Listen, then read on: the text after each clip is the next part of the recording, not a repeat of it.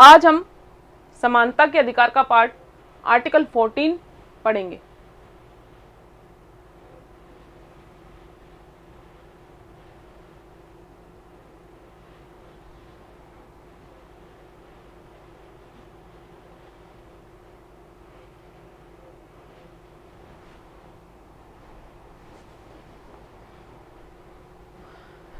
इसका आर्टिकल का हेडिंग है विधि के समक्ष क्षमता। बैरक निकाल लें सब अपना।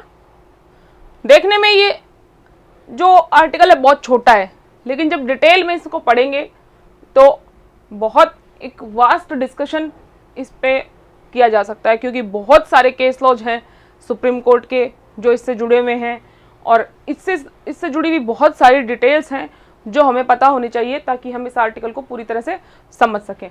देखिए क्या लिखा है, विधि के समक्ष समता। राज्य भारत के राज्य क्षेत्र में किसी व्यक्ति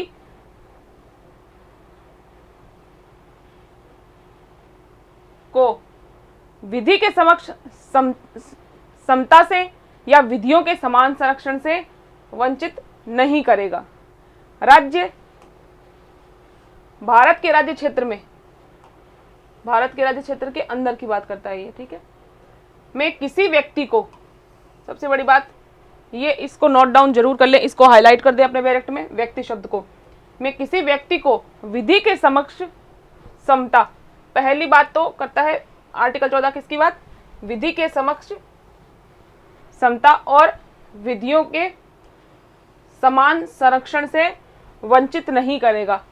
पहली बात तो ये है कि ये आर्टिकल नेगेटिव है, ठीक है, नहीं करेगा। इसके लास्ट में जो वर्डिंग है वो ये है कि राज्य ऐसा नहीं करेगा।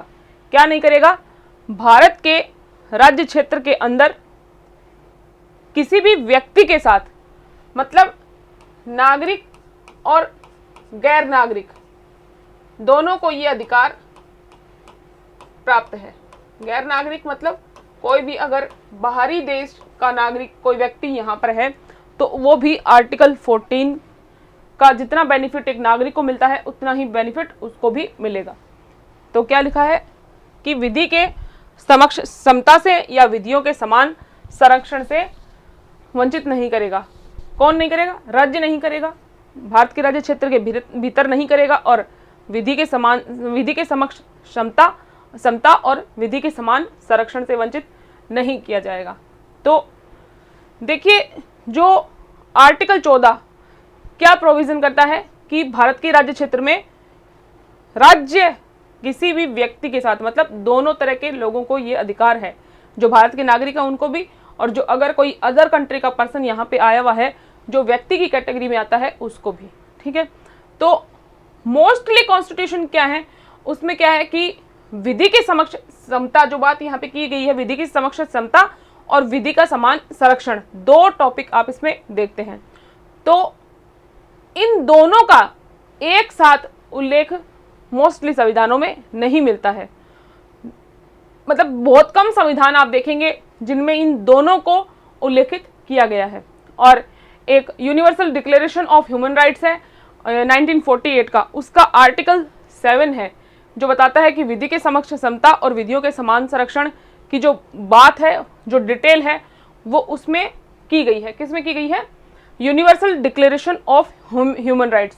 ये ह्यूमन राइट्स के ऊपर 1948 में एक यूनिवर्सल डिक्लेरेशन आया था, एक वैश्विक घोषणा थी 1948 में, जिसका आर्टिकल 7 ये बताता है कि विधि के समक्ष समता और विधियों का समान संरक्षण क्या है, उस पर बहुत डिटेल में उसमें बताया गया है। देखिए आर्टिकल 14 की जो लैंग्वेज है उससे ये क्लियर होता है कि समता का अधिकार प्रत्येक व्यक्ति को है।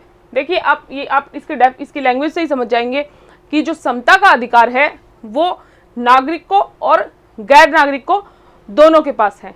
और इसके साथ साथ एक बात इसमें स्पष्ट नहीं होती है, वो ये है कि जो विधिक व्यक्ति है, जैसे कि विधिक व्यक्ति, जैसे आप में से कुछ बच्चे हैं जो कंपनी लॉ पढ़ रहे होंगे, या फिर जब इन्होंने लॉ किया है, चाहे 3 ईयर किया है, 5 ईयर लॉ किया है, जब भी किया है तो उन्होंने कंपनी लॉ पढ़ा होगा, जिसके तहत कोई भी कंपनी और या फिर कोई मूर्ति ऐसे करके एक अस्तित्व होता है विधिक व्यक्ति का। किसी भी मूर्ति को, किसी भी कंपनी को विधिक व्यक्ति तब कहा जाता है जब वह खुद किसी के विरुद्ध वाद ला सकता है और उसके विरुद्ध वाद लाया जा सकता है। कोई मूर्ति है, कोई मंदिर है, तो अगर ये स्थिति है कि उस मंदिर के विरुद्ध आप वाद ला सकते हैं या फिर वो मंदिर किसी तरह से उसको नुकसान पहुंचाने पर उस मंदिर के प्रतिनिधि के तौर पर कोई व्यक्ति वाद ला सकता है, तो वो विधिक व्यक्ति की परिभाषा के अंतर्गत आते हैं। तो विधिक व्यक्ति जो है, मतलब जैसे कोई कंपनी है, तो कंपनी क्या है, कंपनी आपके विरुद्ध भी वाद ला सकती है और आप भी कंपनी के विरुद्ध वाद लाने का हक रखते हैं। तो ये राइट मिलना कि आप कोई भी मतलब सजीव वस्तु जो नहीं है, निर्जीव वस्तु है, जैसे कि कंपनी, तो उसको विधिक व्यक्ति का, जो विधिक व्यक्ति उसको कब माना जाएगा, कोई भी ऐसी वस्तु है, जैसे कोई मूर्ति है या कोई कंपनी है, ऐसे करके कोई भी जो निर्जीव है वो विधिक अस्तित्व उसको कब प्राप्त होगा, जब ये हो कि वो किसी के विरुद्ध वाद ला सकते हैं या फिर उसके विरुद्ध वाद लाया जा सकता है। तो ये आपको इसलिए बताया गया है कि जो विधिक व्यक्ति है वो भी इसकी डेफिनेशन में आता है कि विधिक व्यक्ति के साथ भी किसी तरह का भेदभाव वाला व्यवहार राज्य द्वारा नहीं किया जाएगा। ठीक है,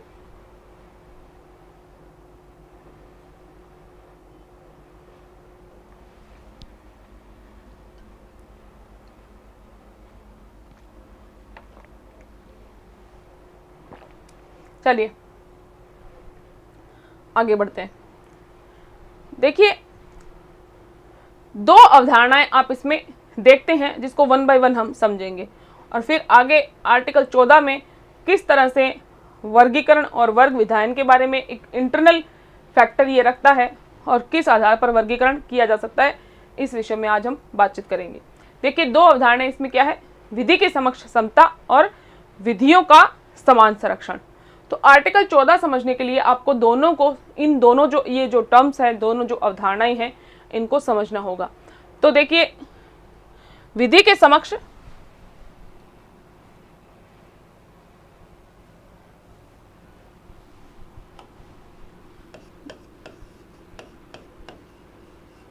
विधि के समक्ष समता और दूसरी अवधारणा है विधियों का समान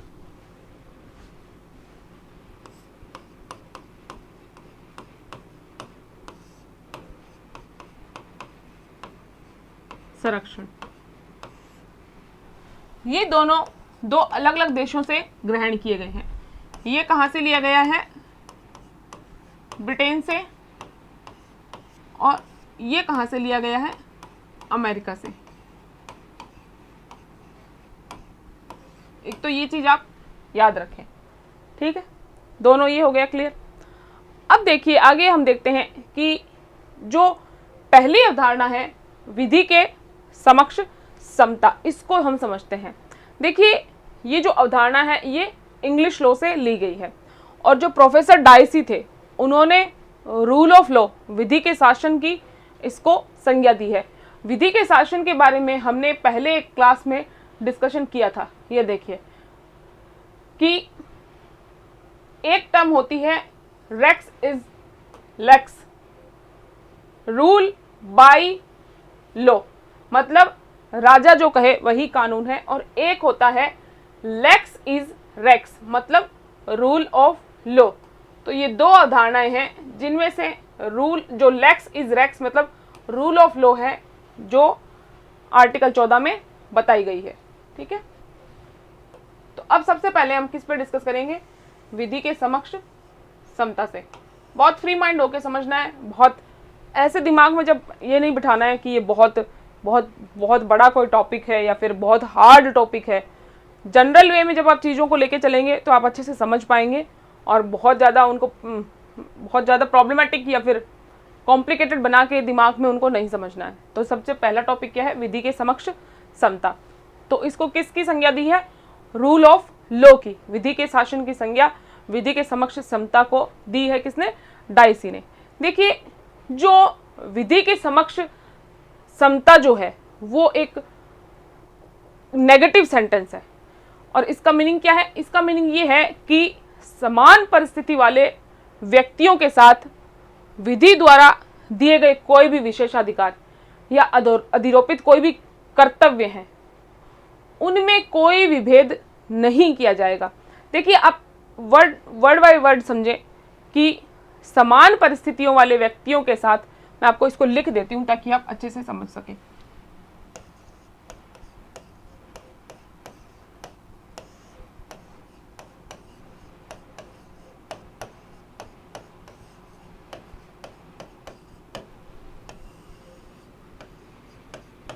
वाले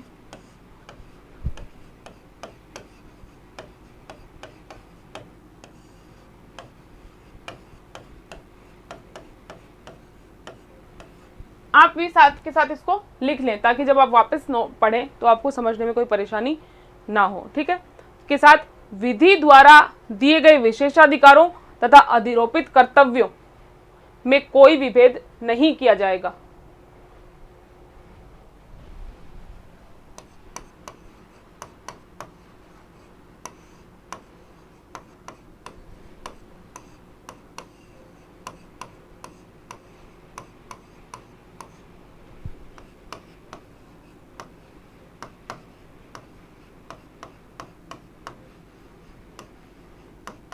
विशेषाधिकारों और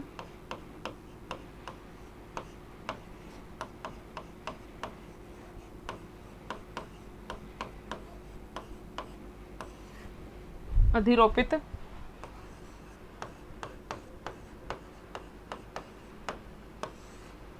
कर्तव्यों के में कोई विभेद नहीं किया जाएगा। कर्तव्यों में कोई विभेद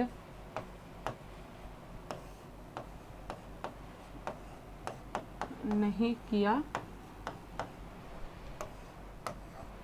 जाएगा। देखिए, इस लाइन को मैंने लिखा इसलिए ताकि आप अच्छे से समझ पाएं। देखिए, सबसे पहला क्या वर्ड है कि समान परिस्थितियों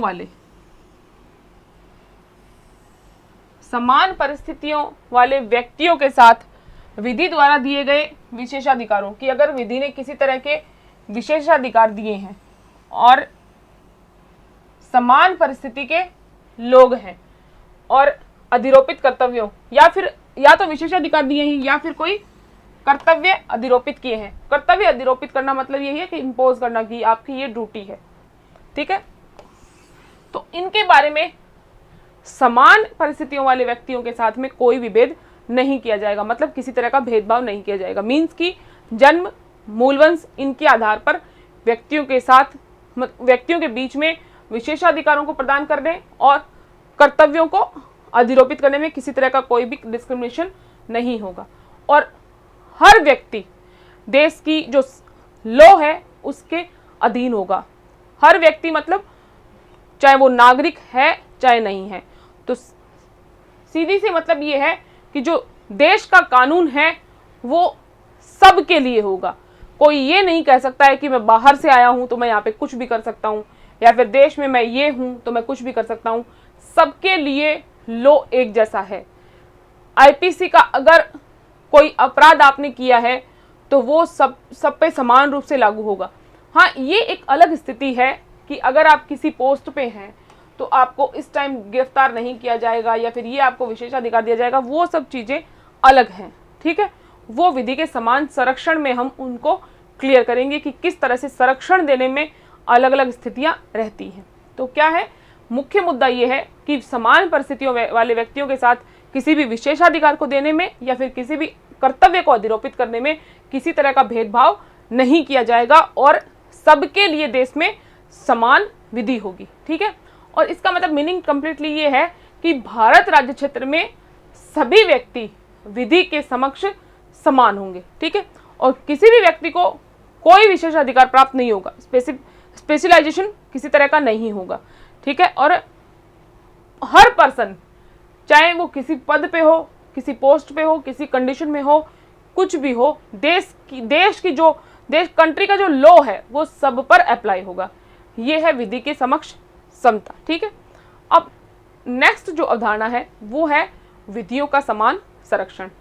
तो जिस तरह से ये वाली अवधारणा जो हमने पढ़ी, विधि के समक्ष समता, ये क्या है, एक नेगेटिव डेफिनेशन है। क्या लिखा है कि भेदभाव नहीं किया जाएगा। और विधि का की मतलब विधि के समक्ष, विधि के जो लिखा है कि विधि के समक्ष समता, मतलब किसी के साथ भेदभाव नहीं किया जाएगा। तो विधि का समान संरक्षण जो दूसरी जो अवधारणा है वो एक सकारात्मक अप्रोच है, और इसे अमेरिका का एक प्रिंसिपल है, समान के बीच समानता। क्या है? समान के बीच समानता, इससे इसको लिया गया है। ठीक है,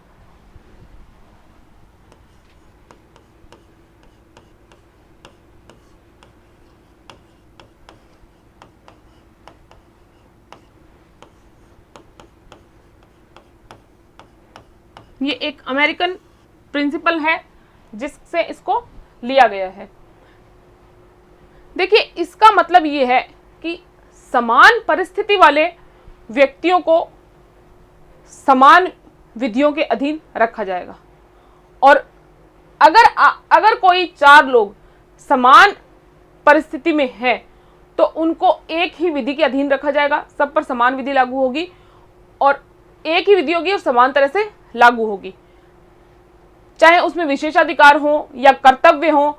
अगर समान परिस्थिति वाले लोग हैं तो वो उन पर एक तरह से विशेषाधिकार लागू होंगे, एक तरह से ही विधि लागू होगी और एक तरह से ही कर्तव्य लागू होंगे। और इस सिद्धांत का जो मतलब है कि आप ये समझ सकते हैं कि जैसे कि आप ये लगेगा कि समान परिस्थिति वाले बात ये क्यों कही गई है, सब के लिए क्यों नहीं है। तो देखिए, एक जो स्ट्रॉन्ग है, एक बलिष्ठ व्यक्ति है और एक निर्बल व्यक्ति है, वो दोनों कभी भी इक्वल नहीं हो सकते हैं। इसका मीनिंग आप इस लाइन से आप इसको समझ सकते हैं। और इस तरह से जो रूल है ये क्या है, समानों के साथ समान विधि लागू करता है, न कि असमानों के साथ समान। इस सेंटेंस को आप इस सेकंड वाले में लिख लेना। क्या लिखना है कि यह नियम समानों के साथ समान विधि लागू करता है।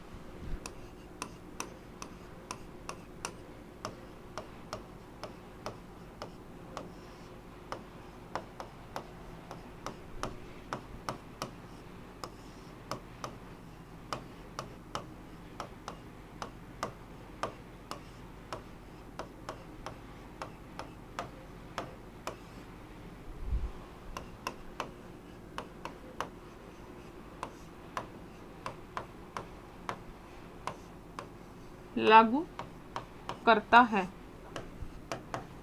ना कि असमानों के साथ समान।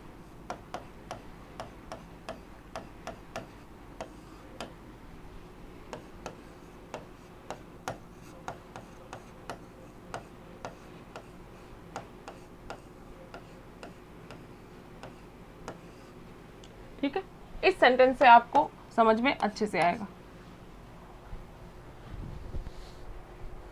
क्या लिखा है कि इस प्रकार, क्या इस रूल का मीनिंग क्या है कि ये जो लॉ है वो समानों के साथ समान विधि लागू करता है, न कि असमानों के साथ समान।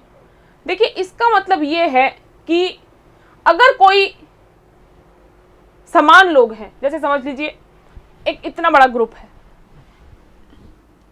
ये एक ग्रुप है, ठीक है, इसमें से ये एक वर्ग है, ये एक वर्ग है और ये एक ए वर्ग, बी वर्ग और सी वर्ग। ठीक है, तो जैसे ये पूरा है तो इनके लिए कुछ स्पेशल कानून जैसे बना दिए गए कि ये कोई कमजोर वर्ग है। जैसे हम इसको जो आरक्षण सिस्टम है उससे भी आप इसको समझ सकते हैं।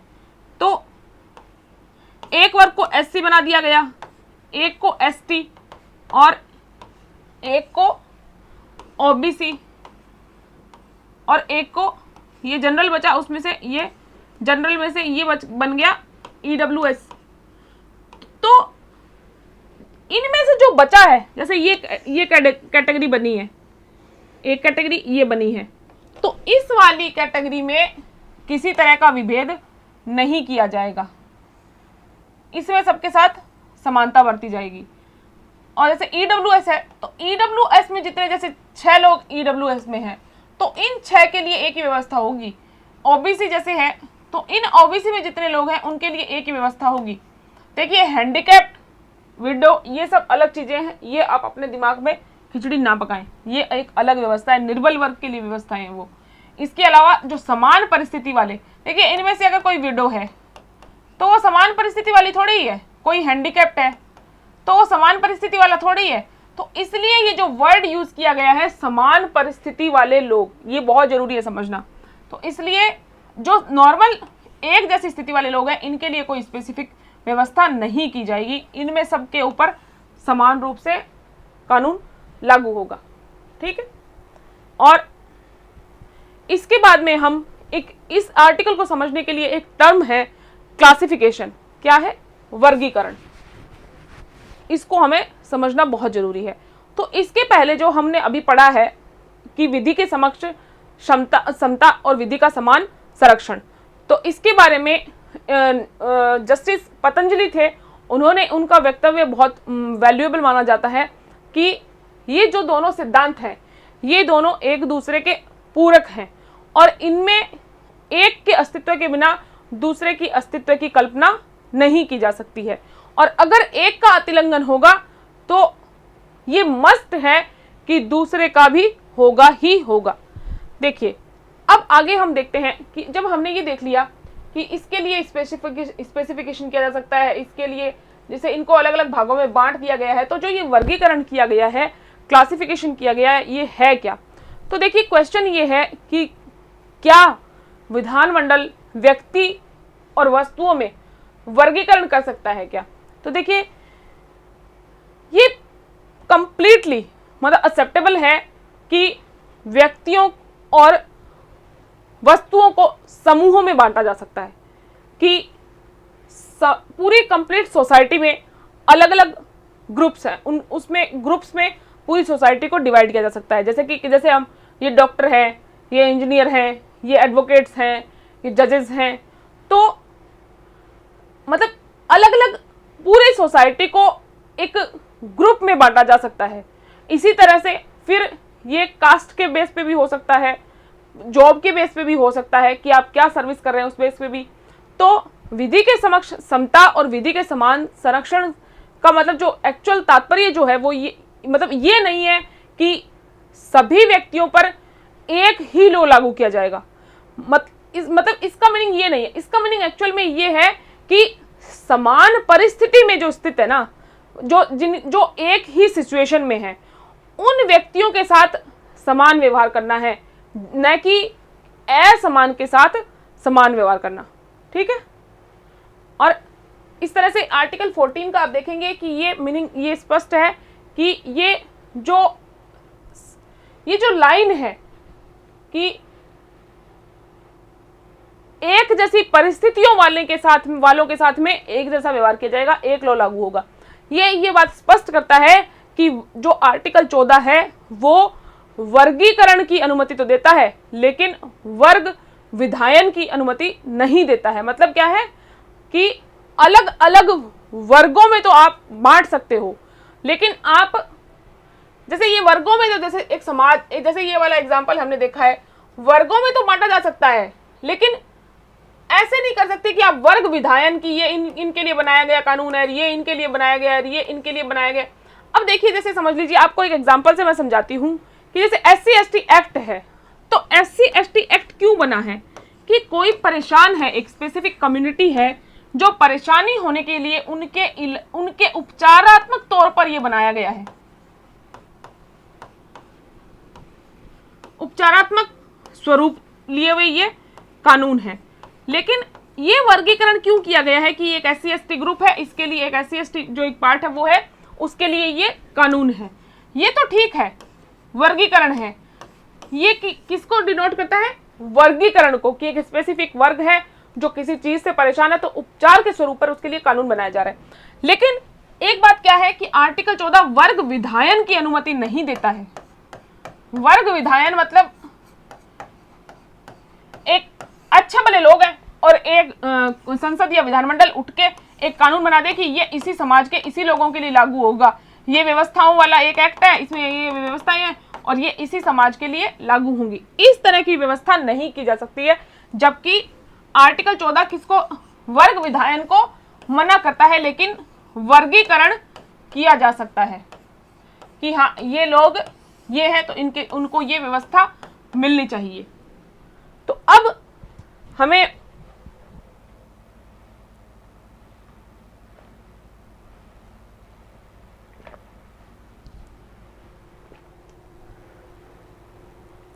यहां तक सबको क्लियर है कि बताइए, इसके आगे बाद में बढ़ते हैं, ठीक है?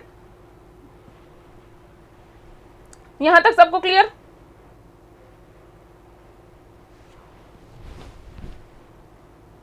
बताइए।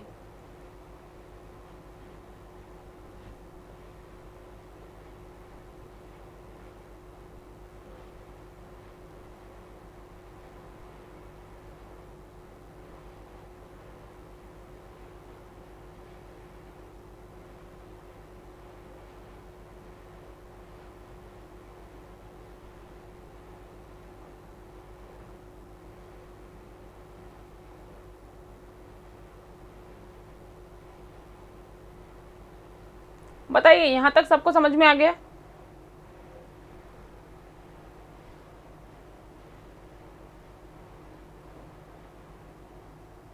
ओके, चलिए आगे बढ़ते हैं।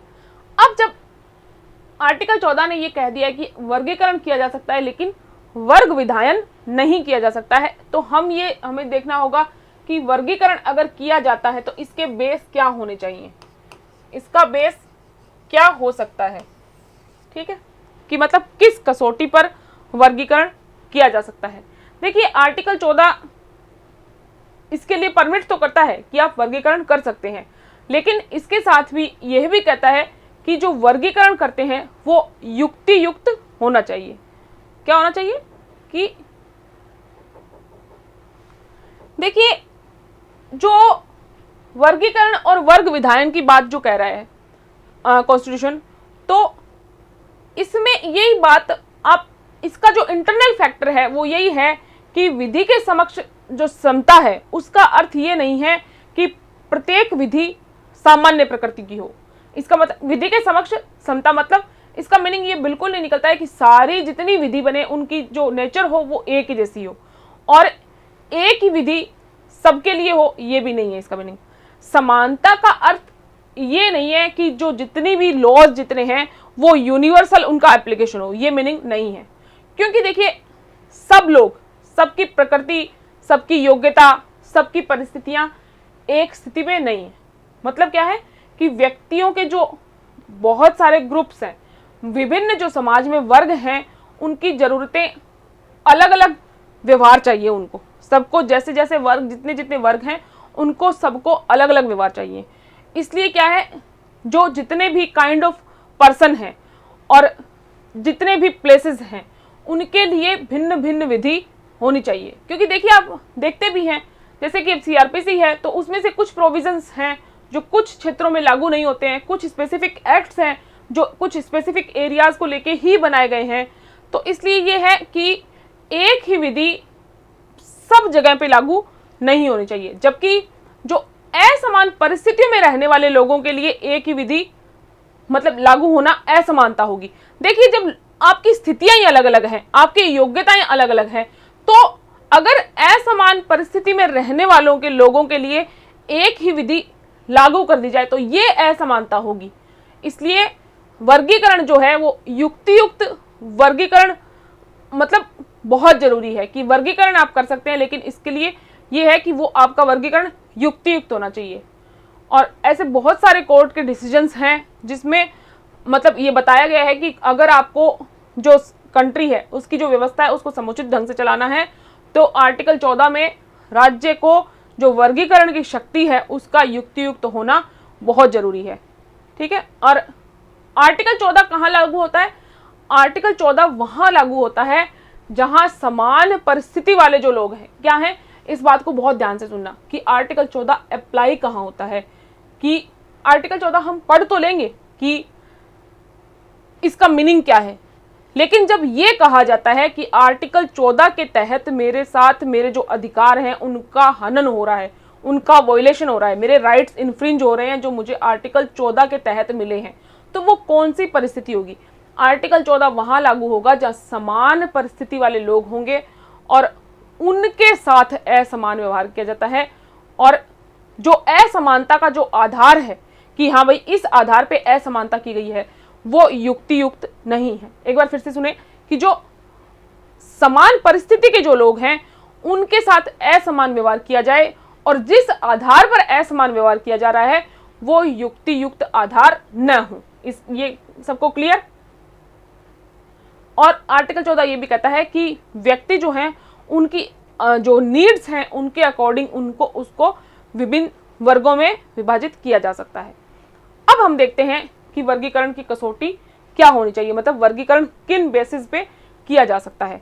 देखिए, सबसे नीड बड़ी तो यही है कि अगर आप वर्गीकरण करते हैं तो वर्गीकरण युक्तियुक्त होना चाहिए, मतलब ये मनमाना नहीं होना चाहिए कि, और अगर हम ये कहें कि वर्गीकरण युक्तियुक्त होना चाहिए तो उसके कुछ मापदंड होंगे कि हाँ भाई युक्तियुक्त कब होगा। तो उसके दो मापदंड हैं, ये कि वर्गीकरण बोधगम्य अंतरकों पर आधारित हो। देखिए, अगर कोई वर्गीकरण है तो वो युक्तियुक्त है या नहीं, तो इसके दो मापदंड हैं। पहला क्या है कि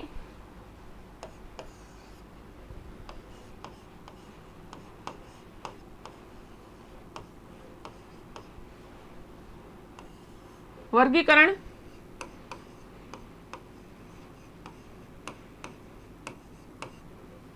बोधगम्य अंतरकों पर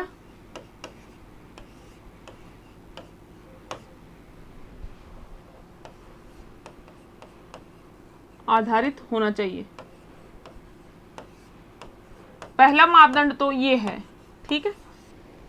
और दूसरा मापदंड ये है कि ऐसे बोधगम्य अंतरकों का अधिनियम के उद्देश्य के साथ उचित संबंध होना चाहिए।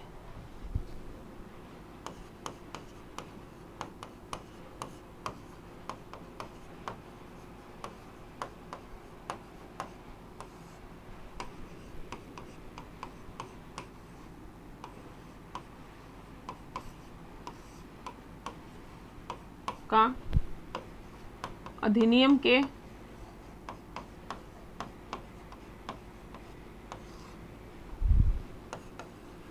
उद्देश्य से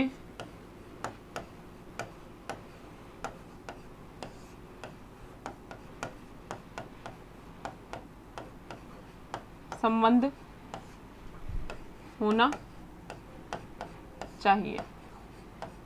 देखिए, अब हम इनको वन बाय वन समझेंगे कि जो वर्गीकरण करना है उसका बेसिक क्या होगा। कि जो वर्गीकरण करना है वो पहले तो युक्तियुक्त होना चाहिए। दूसरी बात, वो युक्तियुक्त है या नहीं उसको समझने के लिए हम जरूरी है कि हम ये समझे कि वर्गीकरण बोधगम्य अंतरकों पर आधारित होना चाहिए। तो ये वर्ड आता है बोधगम्य अंतरक, कि बोधगम्य अंतरक आखिर है क्या। देखिए, इसका मतलब ये है कि बोधगम्य अंतरकों पर आधारित होना चाहिए।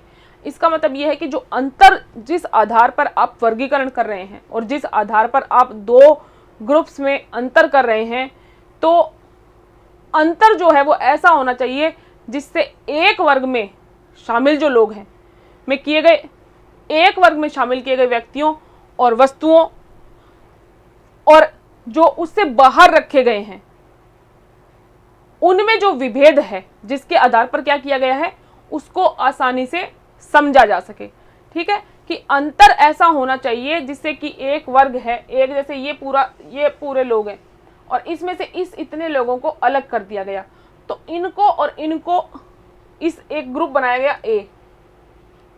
ठीक है, तो इस ग्रुप में इनको क्यों शामिल किया गया और इनको क्यों अलग कर दिया गया, इसका रीजन एक तो बोधगम्य होना चाहिए, मतलब समझ में आना चाहिए कि इनको अलग क्यों कर दिया गया है। मतलब अंतर क्या होने चाहिए, बोधगम्य होना चाहिए। ठीक है, साफ उनमें जो विभेद है वो समझ में आना चाहिए। दूसरा क्या है कि ऐसे बोधगम्य अंतरक का अधिनियम के उद्देश्य के साथ में उचित संबंध होना चाहिए। अब पहली बात तो बोधगम्य अंतरक होने चाहिए कि जो अंतर जो है दो, अगर किसी को वर्गीकृत करके दो भागों में किसी को बांटा जा रहा है तो पहले तो वो बोधगम्य होना चाहिए, मतलब कि अंतर जो हो वो सामने दिखता हो, वो अंतर की हाँ भाई इस अंतर के कारण वो जो अंतर है वो समझ में आना चाहिए कि इस अंतर के कारण इन दोनों को अलग कर दिया गया है। दूसरा, वो जो अंतर होता है उस अंतर में, क्योंकि देखिए उस अंतर के कारण ही तो वर्ग बनाया गया है, दो वर्ग विभाजित क्यों किया गया, वर्गीकरण क्यों किया गया, उस अंतर के कारण। तो उस अंतर का संबंध भी तो एक्ट से होना चाहिए। इसलिए सेकंड क्या है कि ऐसे बोधगम्य अंतरकों का अधिनियम के उद्देश्य से संबंध होना चाहिए। देखिए इसको अब उसी SC/ST एक्ट वाले मामले से समझते हैं। एक समाज था जिसमें से आधे लोगों को SC/ST का दर्जा दे दिया गया, ठीक है। तो अब पहली बात तो ये अंतर समझ में आता है कि हाँ भाई ये कमजोर वर्ग था और इस वर्ग द्वारा इस वर्ग का शोषण किया जा रहा था, तो इसलिए इनको एक अलग बना दिया गया है, इनसे अलग कर दिया गया है। दूसरा, इस एक्ट इस जो कैटेगरी के लिए एक कानून बनाया गया SC/ST एक्ट, कि ये क्या करता है, इसकी शोषण से सुरक्षा करता है। ये कमजोर जो प्रकृति के लोग हैं, इन जो कमजोर जो वर्ग है समाज का, इनकी ये एक्ट रक्षा करेगा। तो देखिए पहला क्या था कि ये जो मेन धारा चल रही है उससे हटे हुए लोग हैं या फिर शोषित लोग हैं, इसलिए इनके लिए इनको अलग कर दिया गया। दूसरा अंतर क्या था, इसी आधार पर इनको अलग किया गया था कि ये शोषित वर्ग है, कमजोर वर्ग है, इसलिए इनको अलग किया गया था। तो कानून किसके लिए बनाया गया, उस अंतर से जुड़ा हुआ है ये कानून। तो इसीलिए ये कहा हुआ है कि जो ये अंतरक है, ये जो वर्गीकरण जो होता है वो बोधगम्य अंतरकों पर आधारित होना चाहिए। और दूसरी बात कि जो अंतरक है, जो बोधगम्य अंतरक है, अगर कोई वर्गीकरण करके कोई कानून किसी के लिए बनाया जाता है तो वो कानून उस बोधगम्य अंतरक से संबंधित होना चाहिए। ये इस तरह से आप कहेंगे कि अगर कोई वर्गीकरण किया जाता है तो वो युक्तियुक्त होना चाहिए। और वो युक्तियुक्त कैसे होगा कि एक तो वो बोधगम्य अंतरकों पर आधारित होना चाहिए, और दूसरी बात जो बनाया जाता है बोधगम्य अंतरक वो उस एक्ट से सीधा संबंध रखना चाहिए। बताइए ये समझ में आ गया क्या?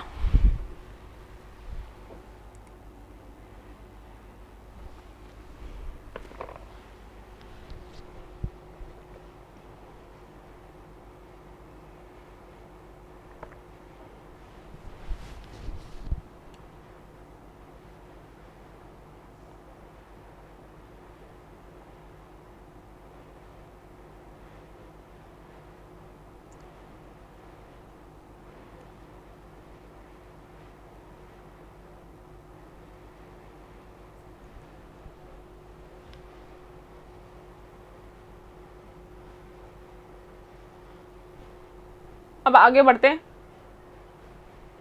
जो हमने ये देखा है कि वर्गीकरण किया जा सकता है, तो सुप्रीम कोर्ट के कुछ केसेस हैं जिनमें ये डिसीजन आया है कि जो आप वर्गीकरण करते हैं उनके आधार क्या क्या हो सकते हैं। तो बहुत सारे आधार हैं जिनके आधार पर वर्गीकरण होता है। उनमें से पहला आधार ये है कि भौगोलिक दशाओं पर आधारित वर्गीकरण, कि भौगोलिक दशाओं के आधार पर वर्गीकरण किया जा सकता है। ठीक है, क्या लिखा है? भौगोलिक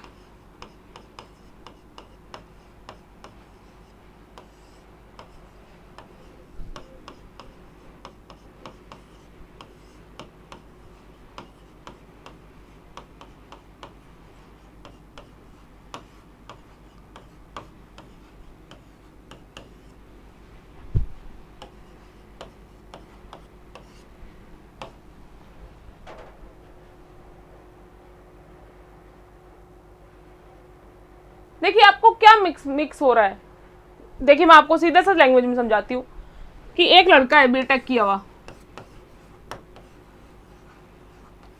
ठीक है, एक लड़की है, बॉय एंड गर्ल, ठीक है, ये बीटेक किया हुआ लड़का है, लड़की है।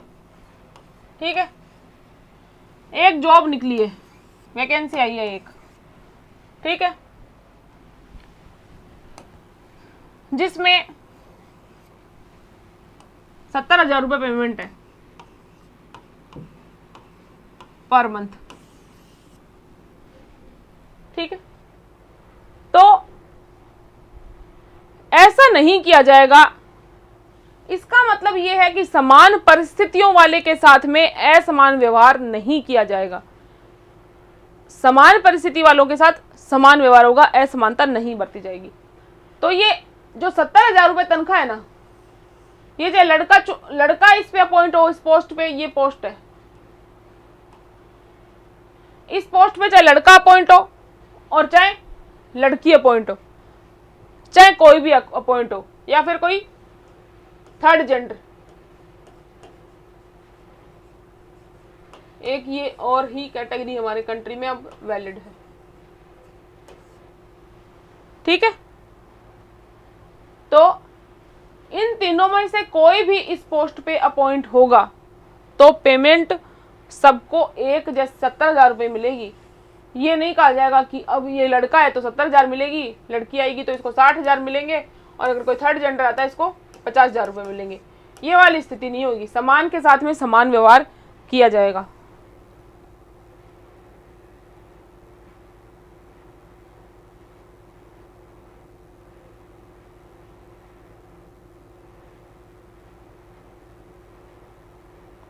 देखिए, आप इस बात को समझिए, मैं ये आपको समझा रही हूं कि आपको ये दिमाग में रखना होगा याद कि समान परिस्थितियों वालों के साथ में समान व्यवहार किया जाएगा। देखिए बेटा, मैंने इतनी देर ये कहा, इतना बड़ा ये कमजोर लिख भी डाला मैंने, ये कमजोर और शोषित वर्ग है। देखिए, स्थिति 1950 से जो पहले थी, वो मैं खुद एक कम्युनिटी से हूं, जो देखिए ये चीजें हो सकता है बहुत ज्यादा कॉम्प्लिकेटेड हो सकती है, मैं बोल रही हूं कि एक ऐसे समाज से हूं मैं, ब्राह्मण वर्ग से, कि जिसने क्या किया है, शोषण का काम किया है या फिर करवाया है, क्षत्रिय वर्ग के माध्यम से उनको ज्ञान दे दे के शोषण करवाया है। तो ये जो SC ST OBC इनके लिए जो व्यवस्थाएं की जा रही है, क्योंकि एक समय था जब देश आजाद हुआ तब इनकी कंडीशन नॉर्मल नहीं थी, ऐसी स्थिति में नहीं थे जैसे आज आप देख रहे हैं ना। चलो आज भी चला आ रहा है आरक्षण व्यवस्था, लेकिन जब देश आजाद हुआ था तो ये लोग नॉर्मल कंडीशन में नहीं थे, इनकी स्थिति ऐसी नहीं थी जैसी अभी वर्तमान में आप देख रहे हैं। बहुत शोषित वर्ग थे, इनको पढ़ने के साधन उपलब्ध नहीं थे, रोजगार के साधन उपलब्ध नहीं थे, तो उनके लिए व्यवस्थाएं की गई हैं। ये समान परिस्थिति में कहाँ थे? एक पर्सन है, एक बच्चा है A नाम का और एक बच्चा है B नाम का, इसके मदर फादर जॉब कर रहे हैं और एजुकेटेड हैं, तो इसको एक तो इसको सुविधाएं मिलेगी। ये बच्चा, इसके मदर फादर पढ़े लिखे नहीं है, जॉब में नहीं है, ये और ये बच्चा एक जैसा है क्या बताइए?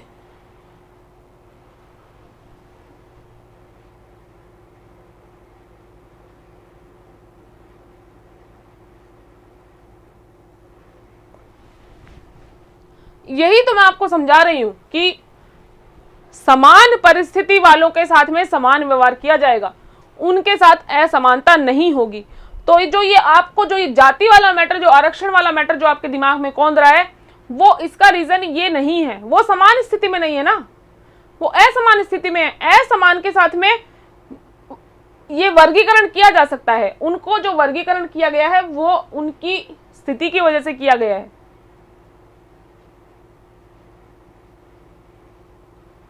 तो सबसे ज्यादा जरूरी है कि आप ये ध्यान में रखें कि समान परिस्थिति वालों के साथ में असमानता नहीं बरती जाएगी, ठीक है। एक जनरल कम्युनिटी, ये पूरा समाज है जिसमें से ये है जनरल कम्युनिटी, ठीक है, ये जनरल लोग हैं,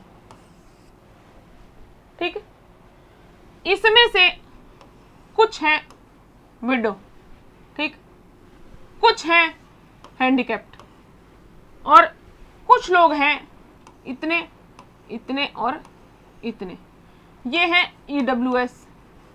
और कुछ बच गया? ये इतने ही होते हैं क्या? EWS हो गया, विडो हो गया, हैंडीकैप्ड हो गया, और कुछ इसके अलावा?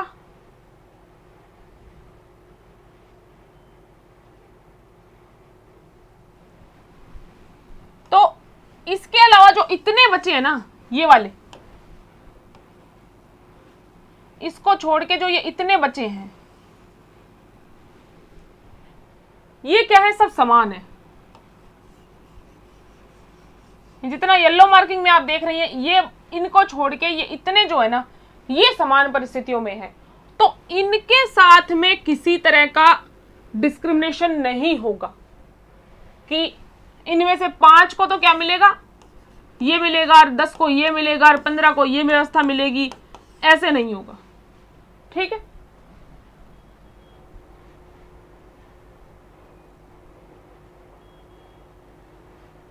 क्लियर? बिल्कुल।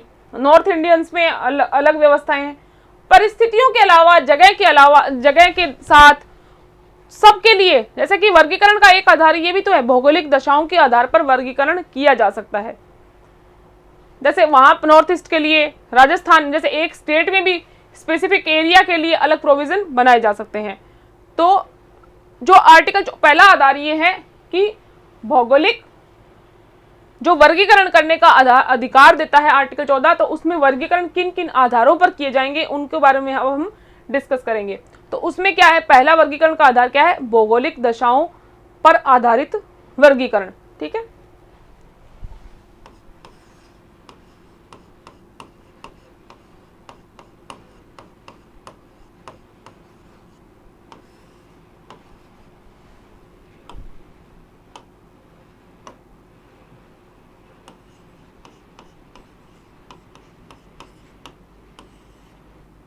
दशाओं पर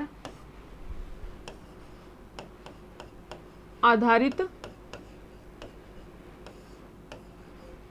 वर्गीकरण।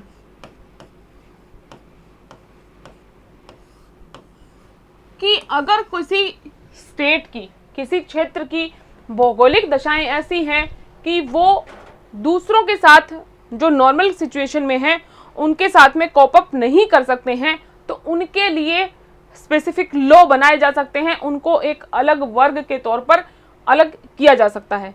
तो जो ये शब्द लिखा है भारत राज्य क्षेत्र के अंदर, तो इसका मीनिंग ये नहीं है कि सारे देश के लिए ही मतलब एक लॉ बनाया जाएगा। इसका ये मतलब नहीं है कि जो एक आर्टिकल 14 में आप सबसे पहले एक लाइनिंग पढ़ते हैं कि भारत राज्य क्षेत्र के अंदर, तो इसका मतलब ये नहीं है। इसका मतलब कंप्लीटली ये है कि भारत राज्य क्षेत्र के अंदर जो समान परिस्थिति में है उनके लिए असमान व्यवहार नहीं होगा। ठीक है, तो एक, जैसे कि आप ये देख रहे हैं कि एक जो कंट्री है उसको बहुत सारे भौगोलिक क्षेत्रों में विभाजित किया जा सकता है। इवन एक स्टेट को भी विभिन्न भौगोलिक स्थितियों में बांटा जा सकता है और उन पर अलग अलग कानून लागू किए जा सकते हैं।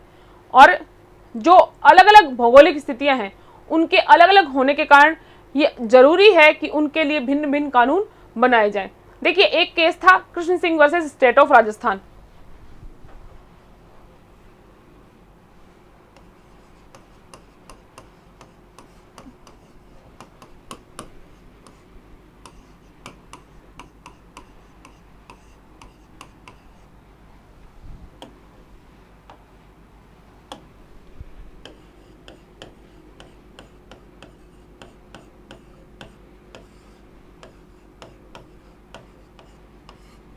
बनाम राजस्थान राज्य।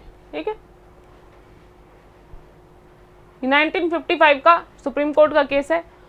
इस केस में एक कानून था राजस्थान में, मारवाड़ भू राजस्व अधिनियम 1949 का ये एक्ट था, और उसकी जो मतलब उसको ये चैलेंज किया गया था कि ये संवैधानिक नहीं है, ये कॉन्स्टिट्यूशनल नहीं है।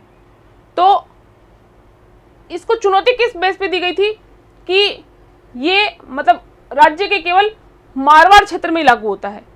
राजस्थान में एक एरिया है स्पेसिफिक जिसको मारवाड़ बोलते हैं कि ये मारवाड़ क्षेत्र में ही लागू होता है, पूरे राज्य में लागू नहीं है, इसलिए ये क्या है, विभेदकारी है। तो सुप्रीम कोर्ट ने ये डिसीजन दिया था कि मारवाड़ जो क्षेत्र है वो एक स्पेसिफिक भौगोलिक परिस्थिति का सामना करना पड़ता है उसको, इसलिए विशेष कानून बनाना आर्टिकल 14 का अतिक्रमण नहीं है, क्योंकि भौगोलिक स्थिति के आधार पर एक अलग वर्ग बनाया जा सकता है। क्योंकि देखिए ये क्या था, मारवाड़ भू राजस्व अधिनियम। तो देखिए जो क्षेत्र, एक ऐसा क्षेत्र जहां पे बारिश बहुत कम होती है, जहां पर अगर बारिश नहीं होगी, पानी की कमी होगी, तो सीधी सी बात है जमीनों में आप फसल नहीं होगी और कैसी स्थिति होगी। तो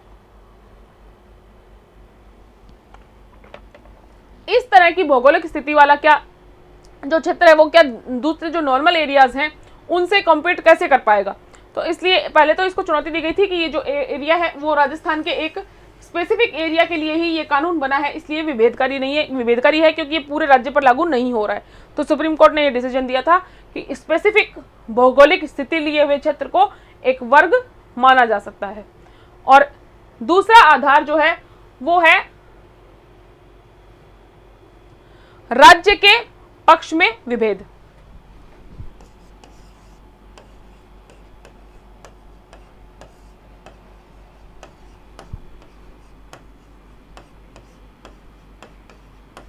ये जो वर्गीकरण का दूसरा आधार है कि जिस आधार पर वर्गीकरण किया जा सकता है, तो दूसरा है राज्य के पक्ष में विभेद।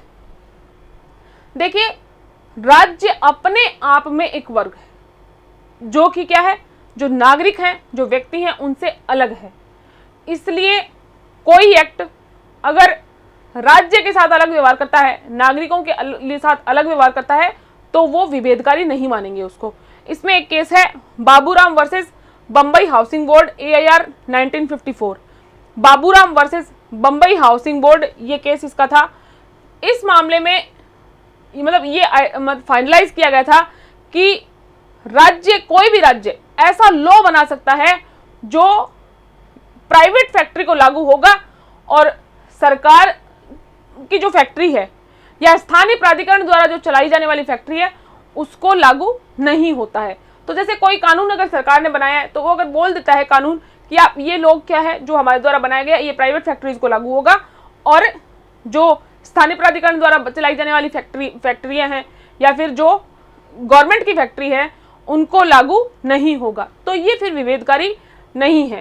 क्योंकि देखिए इसमें राज्य को एक अलग वर्ग बना दिया गया है और राज्य द्वारा संचालित पे कानून लागू नहीं किया गया और उन पे लागू कर दिया गया है। इसी तरह से एक केस इसमें और है, सोमदत्त वर्सेस पंजाब राज्य, AIR 1963 का केस है।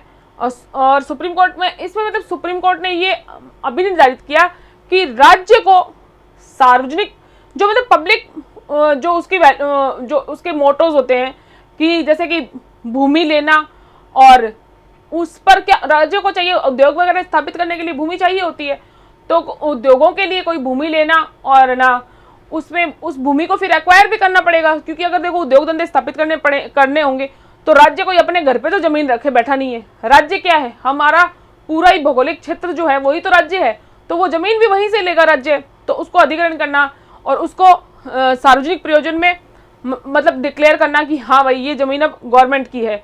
और जितने भी सार्वजनिक उपयोगिता में और मतलब है ना प्राथमिकता निर्धारित करना कि हम ये काम इस पे करेंगे। जैसे सड़क बन रही है, कोई हाईवे है तो जो चौड़े हो रहे हैं तो उसके अगल बगल की खेती लेगा। कोई ऐसे तो है नहीं कि राज्य अपने घर से जमीन उठा के वहां रख दे अलग से साइड में। जैसे अब एक सड़क बन रही है, कोई 2 लाइन हाईवे है, इधर सड़क है इधर सड़क है, तो जब इसको बढ़ाना होगा, इसको 4 लाइन करना होगा, तो इनके इन सड़क के जो बगल में खेत हैं, जितने भी एरियाज हैं वही तो लेगा गवर्नमेंट, सरकार वही तो लेगी, कोई अलग से घर से तो लाएगी नहीं गवर्नमेंट। तो बाकायदा जब डिक्लेरेशन करनी होती है तो राज्य एक वर्ग माना जा सकता है, ठीक है। लेकिन जब राज्य को इस तरह से एक वर्ग माना जाता है कि कोई जो कानून है वो स्पेसिफिकली राज्य पे लागू नहीं होगा और इन पे लागू होगा और राज्य पे लागू नहीं होगा, तो दूसरे तो वो एक तो वो रीजन जो होना चाहिए वो तर्क संगत होना चाहिए, ठीक है। और मतलब जो राज्य की उस टाइम जो आवश्यकताएं हैं और उस टाइम जो वर्तमान सुविधाएं हैं वो मतलब तर्क संगत तथ्य उसके साथ में होने चाहिए। बाकायदा राज्य को जब कोई काम करेगा तो ये डिक्लेरेशन देना पड़ेगा कि ये सामाजिक परिस्थिति है या और ये हमारी नीड है, इसलिए हम ये एक्ट कर रहे हैं। इसलिए अगर वो तर्क सही होता है तो विभेद का कोई क्वेश्चन वहां नहीं उठेगा। ठीक है। और तीसरा जो है, जो विभेद का आधार है, वो है एक व्यक्ति स्वयं एक वर्ग माना जा सकता है।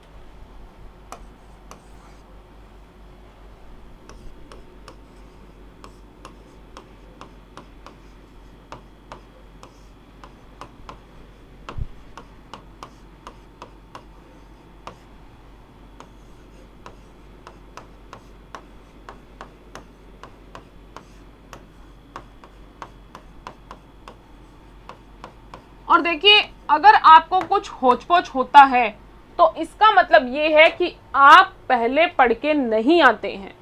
आपको अगर समझना है किसी भी टॉपिक को तो आपको पहले पढ़ के आना होगा, क्योंकि देखिए, हम सबसे अच्छा पता है कब समझते हैं, जब ऑलरेडी हमारी दिमाग में कोई चीज होती है और जब सामने वाला कोई बोलता है तो जब हम कनेक्ट करते हैं उससे, तो उस कनेक्ट करने से, क्योंकि जैसे हम किसी चीज को ऑलरेडी जानते हैं और जैसे मैं आपको पढ़ाऊंगी तो वो उस कनेक्टिविटी से आपको बहुत अच्छा समझ में आएगा। दूसरा, आपने भी पढ़ा, खुद ने पढ़ा, तो एक ओवरव्यू आपको उस चीज का मिल जाता है। आप क्लास में आने के बाद में सबसे पहले उस चीज को मेरे से नहीं सुनते हैं, आपने जस्ट पूरे दिन में आप आधा घंटा बुक उठाएं और जो टॉपिक आपको पढ़ना है उसको पढ़ लें, और जैसे ही क्लास होगी नेक्स्ट डे 1 घंटे, मतलब आधा घंटा कल वाला पढ़ना, आज वाला पढ़ना है और आधा घंटा अगली क्लास का पढ़ना है। तो उससे क्या होगा, आप उस टॉपिक से, ऐसा नहीं होगा कि आप सबसे पहले मेरे से ही सुन रहे हैं डायरेक्ट आते ही। तो इसलिए हमेशा, अगर आप अभी कॉलेज में हैं तो कोशिश करें, देखिए जैसे हमारी क्लास का भी रूल चल रहा है कि हमें डेली 1 आर्टिकल पढ़ना है।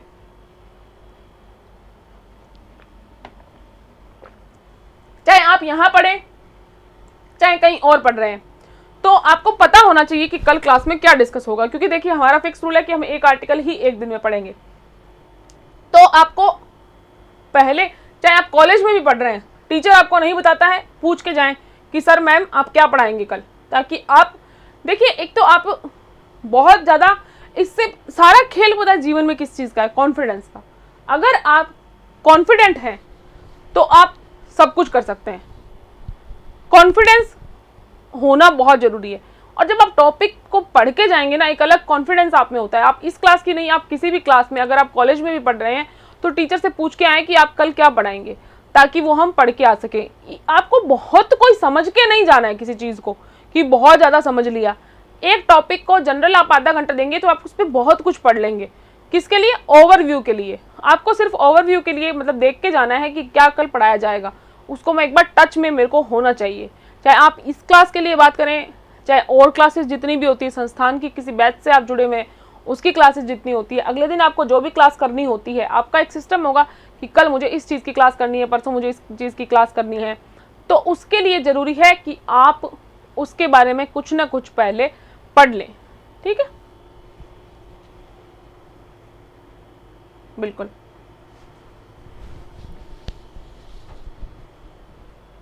ठीक है, क्योंकि पता है इससे क्या होगा, जैसे कि आप पढ़े हुए होंगे ना पहले, तो जैसे ही आप क्लास करेंगे ना, आपको एकदम करेक्ट बिल्कुल समझ में आ जाएगा वो। उस टाइम क्लास में आप, पता है क्या, पढ़ना, पहले पढ़ना। देखो आप इसको, मैं आपको इसका इंपॉर्टेंस बताती हूँ कि पहले पढ़ना जरूरी क्यों होता है। देखिए आपको क्लास में क्या होगा, आप देखना, आप कभी आप कॉलेज में भी ये करके देखना कि जब चीज़ हमारी समझी हुई होती है तो हम क्लास में उस उधेड़-बुन में नहीं रहते हैं, क्योंकि देखिए क्लास तो एक फ्लो में चलेगी। मैं आपको एक पैराग्राफ को लेके हम बैठे नहीं रहेंगे कि समझा रहे हैं। वो चीज़ हम सिर्फ करते हैं सेल्फ स्टडी में। एक पैराग्राफ हमने पढ़ा, समझ में नहीं आया, फिर हम पढ़ेंगे, समझ में नहीं आया, फिर हम पढ़ेंगे। तो सेल्फ स्टडी का जो पावर है वो यही है कि जब हम क्लास में, जब किसी के बोलने के साथ पढ़ेंगे तो हम उसके साथ में कम्युनिकेट कर पाएंगे, और हमें ये आपाधापी नहीं रहेगी कि क्या बोला, समझ नहीं आया। ये जब आपको पहले से आपका पढ़ा हुआ होगा तब ये आप में चीज़ होगी कि जैसे ही कोई बोलेगा आपको उसको क्लियर, वो चीज़ आपको होती चली जाएगी। ठीक है, चलिए आगे बढ़ते हैं कि एक व्यक्ति स्वयं एक वर्ग माना जा सकता है। तो इसमें क्या है कि कैसे एक व्यक्ति एक वर्ग माना जा सकता है, कि देखिए कोई एक्ट है जो युक्तियुक्त वर्गीकरण करता है। और तो इसका मतलब ये है कि अगर कोई एक्ट है जो युक्तियुक्त वर्गीकरण कर रहा है तो वो इस बेस पर अवैध नहीं किया जा सकता है कि वो जो लागू हो रहा है वो एक ही व्यक्ति है। देखिए इसको बहुत अच्छे से समझते हैं कि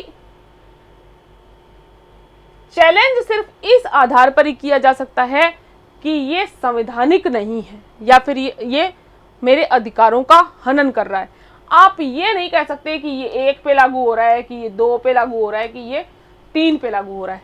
ठीक है, कि एक व्यक्ति एक वर्ग हो सकता है। ठीक है, यहां तक समझ क्लियर हो गया होगा। तो अगर कोई स्पेसिफिक कंडीशंस हैं उनके कारण केवल एक व्यक्ति को लागू होता है कोई एक्ट और दूसरों को लागू नहीं होता है, तो उस एक व्यक्ति को भी वर्ग माना जा सकता है। देखिए इसमें एक केस है चिरंजीत लाल चौधरी वर्सेस भारत संघ। आप ये केस लिख लें, चिरंजीत लाल चौधरी वर्सेस भारत संघ, AIR 1951।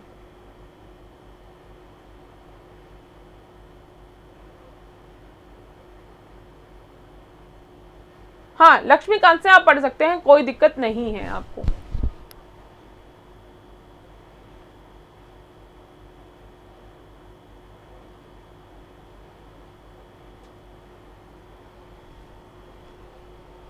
ठीक है, तो एक केस है चिरंजीत लाल चौधरी वर्सेस भारत संघ, AIR 1951 SC।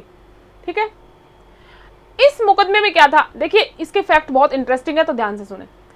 एक मतलब इसमें क्या था कि कंपनी के एक अंशधारी थे, क्या नाम था उनका, चिरंजीत लाल ने Sholapur spinning and weaving act एक बना था। क्या बना था, Sholapur spinning and weaving act 1949। और इसके द्वारा क्या गया था कि शोलापुर कंपनी को जो थी उसको सरकारी नियंत्रण में ले लिया गया था। ये एक एक्ट बना और इस एक्ट के द्वारा इस कंपनी को नियंत्रण में ले लिया गया। और जो इसके एक अंशधारी थे, मतलब एक कंपनी के अंशधारी थे, चिरंजीत लाल ने क्या किया, वो शोलापुर स्पिनिंग मिल्स एंड जो एक्ट बना था उस एक्ट को चुनौती देते हुए और तर्क ये दिया था कि ये जो एक्ट है केवल एक ही कंपनी को एक्वायर कर रहा है, जबकि बहुत सारी और भी मतलब कंपनियां हैं जिनमें कुप्रबंधन चल रहा है। देखिए शुरू से क्या हुआ कि इस मामले में क्या था, शोलापुर कंपनी मतलब एक कपड़े की कंपनी थी और बहुत बड़ी मिल थी जिसमें कितने लोग काम करते थे, 2000 लोग काम करते थे। ठीक है, तो कंपनी में क्या हुआ था, कुव्यवस्था हो गई, कुछ दिक्कतें आ गई। ठीक है, तो जो कंपनी के प्रबंधक थे, जो डायरेक्टर थे, उन्होंने क्या किया, कंपनी को बंद करने का निर्णय ले लिया कि भैया अब कंपनी नहीं चलने वाली है, इसमें बहुत अव्यवस्थाएं हो गई है, तो अब क्या करते हैं, कंपनी को कर देते हैं बंद। तो जब इसको बंद करने के लिए बाकायदा फिर बहुत सारे आवेदन किए जाते हैं कंपनी एक्ट में, बाकायदा आप परिसमापन का आवेदन करेंगे, फिर कोर्ट कंपनी एक्ट के तहत फिर परिसमापक नियुक्त किया जाएगा, ऐसे करके बहुत ज़्यादा प्रोसेस होता है।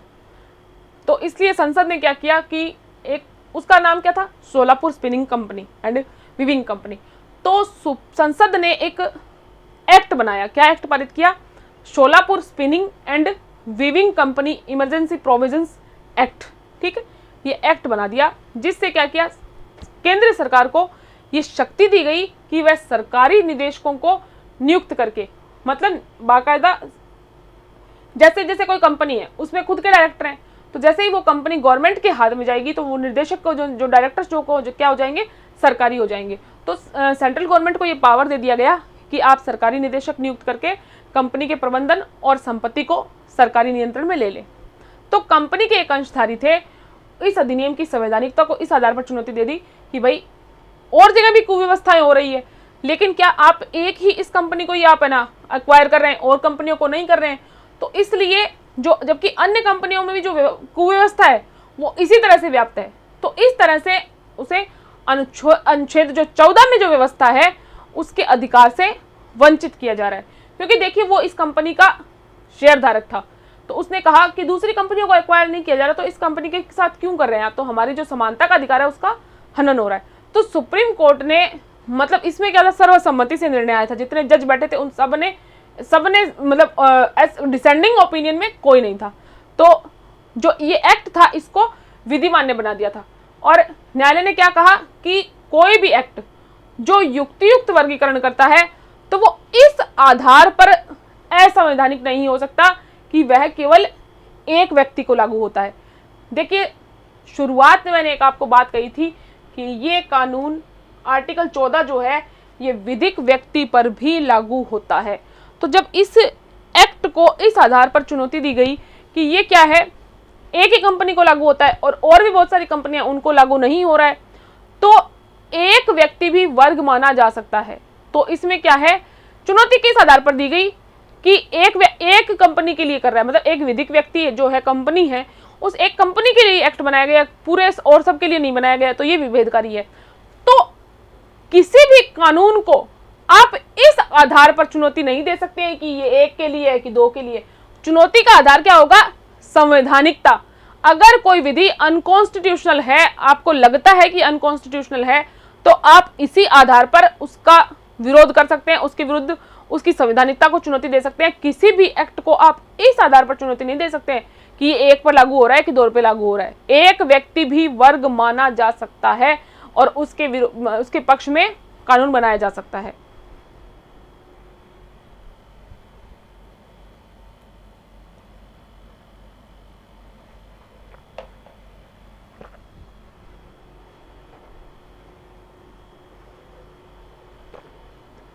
केस का नाम लिखना है क्या, चिरंजीत लाल versus union of India.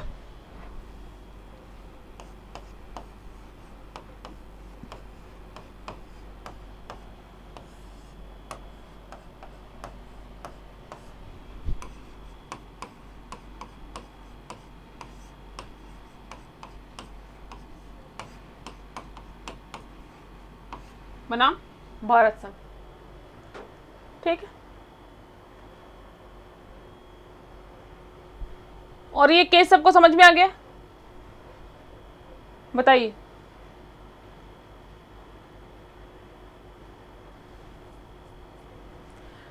Finally supreme court ने इसमें यह कहा था कि इस आधार पर किसी एक्ट को असंवैधानिक नहीं कह सकते हैं कि ये एक को लागू हो रहा है और दूसरों को लागू नहीं हो रहा है, कि एक व्यक्ति के पक्ष में भी वर्ग बनाया जा सकता है। और इसका रीजन ये हो सकता है कि अगर कोई विशेष परिस्थिति है, कोई कारण है, तो जो केवल एक व्यक्ति को लागू होता है, दूसरों को नहीं, तो उस एक व्यक्ति को ही एक वर्ग माना जाएगा। और देखिए, जो प्रिजम्पशन होती है, उपधारणा क्या होती है, हमेशा जो अधिनियम की संवैधानिकता के पक्ष में की जाती है कि ये, क्योंकि उपधारणा क्या की जाएगी, आप किस आधार पर चैलेंज करेंगे कि ये असंवैधानिक है कि संवैधानिक है। आप ये नहीं देखेंगे कि ये एक के पक्ष में लागू हो रहा है कि दो के पक्ष में लागू हो रहा है, ये नहीं देखना है। सिर्फ ये देखना है कि कोई एक्ट जो है वो संवैधानिक है या नहीं है, ठीक है। और अगर ये बात है कि ये सिचुएशन है कि संवैधानिक है या नहीं है, और जो ये वर्गीकरण है ये सही है या नहीं है, कि अगर कोई पिटिशनर ये मानता है कि जो वर्गीकरण किया गया है वो अयुक्तियुक्त है या मनमानापूर्ण है, तो उसकी जिम्मेदारी भी पिटिशनर पर ही होगी कि वो साबित करे कि भैया किस तरह से ये मनमाना है या फिर किस तरह से ये अयुक्तियुक्त है। तो कोर्ट ने ये कहा कि जो शोलापुर कंपनी के प्रबंध में जो गड़बड़ी हो जाने के कारण एक स्पेसिफिक चीज, मतलब कपड़ा, उसका उत्पादन होना बंद हो गया, क्योंकि जहां पे 2000 व्यक्ति काम कर रहे थे, तो सोचो कितनी बड़ी मिल रही होगी, और बहुत सारा एक मजदूर वर्ग है वो भी बेकार हो गया। तो ये एक असाधारण परिस्थिति है जो केवल शोलापुर कंपनी से संबंधित है। तो ऐसी स्थिति में शोलापुर कंपनी को स्वयं एक वर्ग माना जा सकता है और ये बिल्कुल न्यायोचित है, ठीक है, डन। अब आगे समझते हैं कि आर्टिकल 14 और कर विधान के बारे में यह कहा गया है कि राज्य उन व्यक्ति और वस्तुओं को चुनाव कर सकता है जिन पर कर लगाया जाएगा और जिन पर कर नहीं लगाया जाएगा। देखिए, इसमें एक केस था East India Tobacco Company versus Andhra Pradesh, जो स्टेट ऑफ आंध्रा है उसके बीच में, और ईस्ट इंडिया टबैको कंपनी थी उसके बीच में 1962 में था कि विदेशों से एक तंबाकू आती थी जिसका नाम था वर्जीनिया, पर इसकी बिक्री पर तो कर लगाया गया था और जो देश में कोई तंबाकू बनती थी उस पर कर नहीं लगाया गया था। तो इस तरह से राज्य के पास में ये अधिकार है कि वो स्पेसिफाई कर सकती है किसी चीज़ के बारे में कि इस चीज़ पर कर लगेगा और इस चीज़ पर कर नहीं लगेगा। ठीक है। इसी तरह से एक केस और है, state of Paschim Bengal versus Ras Behari सरकार 1993 1993 का ये केस है, सुप्रीम कोर्ट केसेस SCC। ठीक है। इस केस में क्या हुआ था कि जो पेशेवर नाट्य कंपनियां थी, देखिए ड्रामा कंपनीज दो टाइप की होती हैं, एक पेशेवर होती है और एक शौकिया नाट्य कंपनियां होती हैं। तो इसके मामले में जो बंगाल राज्य सरकार थी उसने बंगाल मनोरंजन अधिनियम 1972 का एक एक्ट था, उसके अधीन मतलब उसको पावर्स थी गवर्नमेंट को, तो उन्होंने एक अधिसूचना, एक नोटिफिकेशन निकाला कि जो शौकिया नाट्य संस्थाएं जितनी हैं, जो कंपनियां हैं और जो मतलब क्या करती हैं, केवल मतलब जो सांस्कृतिक जो प्रयोजन है या फिर मतलब लोगों को किसी तरह की शिक्षा देने के लिए, मतलब धन के लिए वो काम नहीं करती हैं, उनको टैक्स नहीं देना होगा।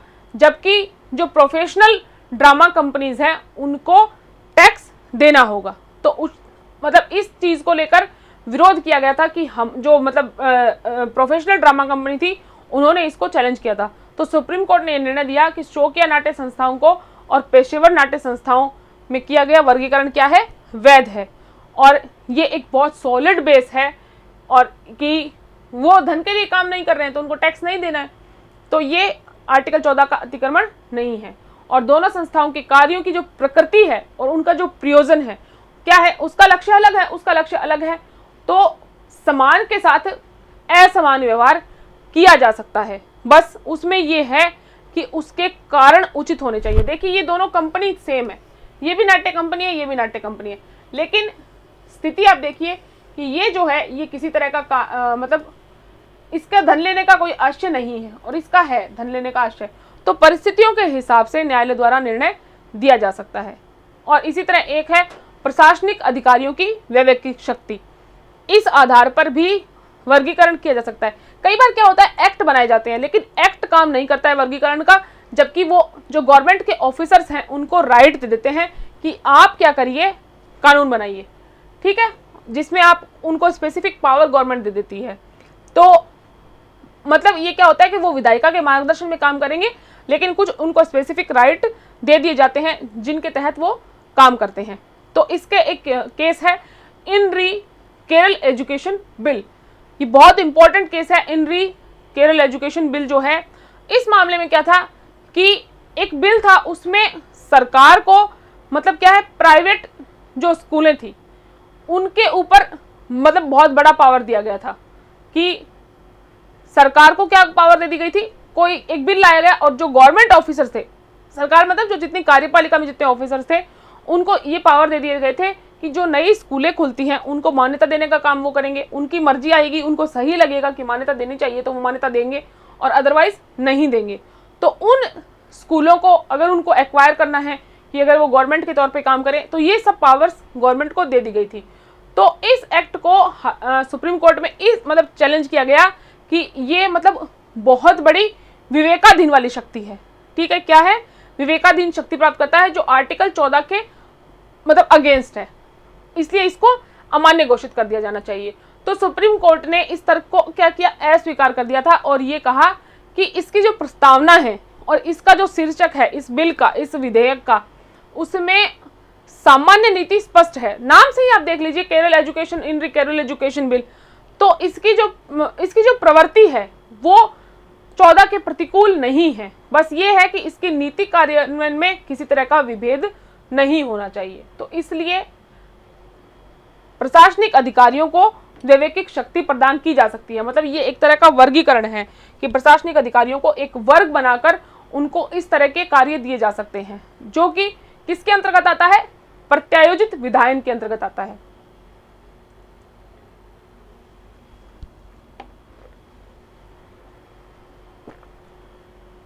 ठीक है, इसी तरह से ऐतिहासिक आधारों पर वर्गीकरण किया जा सकता है।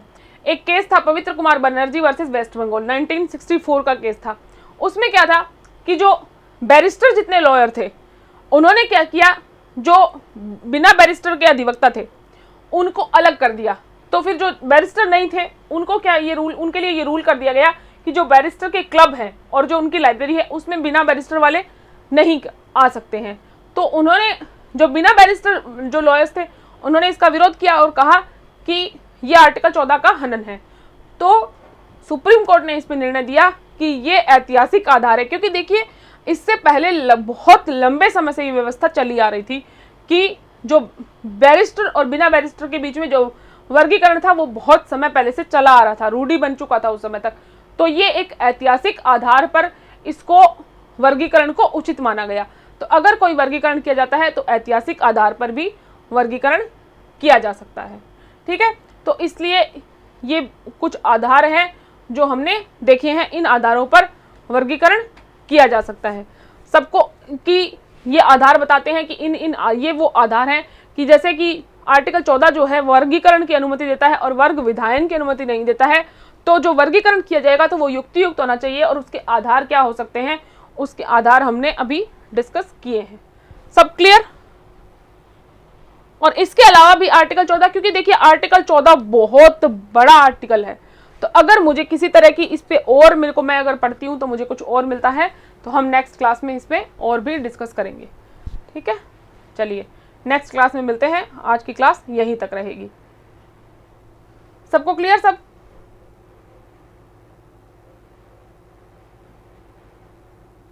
देखिए अगर हम एक आर्टिकल को लेकर 1-1.5 घंटे डिस्कस कर रहे हैं तो मेरे ख्याल से, देखिए मैं आपको ये सब इतना सब कुछ मैंने इसलिए बताया है क्योंकि जब भी आप इस आर्टिकल को लेके कुछ देखेंगे तो इसके अलावा आपको कुछ पढ़ने को मिलेगा नहीं। उस पर जितना इस पे मैटर मिलता है उसका जिस्ट मैंने आपको सारा बता दिया है। इसके अलावा चीज़ें आपको पढ़ने को नहीं मिलेगी, चाहे आप कोई भी बुक खरीदेंगे, कुछ भी खरीदेंगे और किसी के साथ में डिस्कशन करेंगे तो इन आर्टिकल्स में इससे ज़्यादा मुद्दे आपको नहीं मिलेंगे। इसलिए ही हम 1-1.5 घंटे एक आर्टिकल, 2 लाइन का आर्टिकल है, 2 लाइन का आर्टिकल है, हमने 1.5 घंटे इस पर डिस्कस किया है, ठीक है। तो अगर आपको कोई डाउट होता है तो आप मैसेज कर दें, ठीक है।